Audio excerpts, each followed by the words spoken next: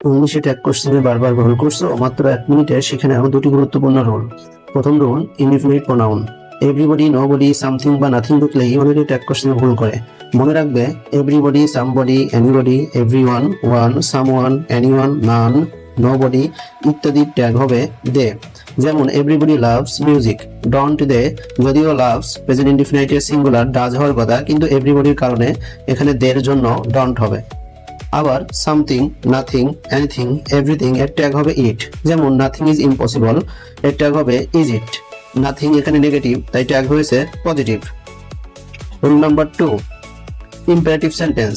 এবার ইম্পারেটিভ সেন্টেন্সে দেখি, যদি লেটাস থাকে তাহলে ট্যাগ হবে সরাসরি শ্যাল উই। উদাহরণ, let us go for a walk, shall we. আবার যদি কমান্ড বা রিকোয়েস্ট বা অন্য যে কোনো ইম্পারেটিভ সেন্টেন্সের ক্ষেত্রে আমরা সরাসরি লিখতে পারবো উইল ইউ। যদি নেগেটিভও হয় তবুও ট্যাগ হবে উইল ইউ। এমন ইংলিশের শর্ট ও সহজ ট্রিক্স প্রতিদিন পেতে ইংলিশ উইথ মারুফ চ্যানেলটি সাবস্ক্রাইব করো আর ভিডিওটি বন্ধুদের সঙ্গে শেয়ার করতে ভুলবে না। ধন্যবাদ।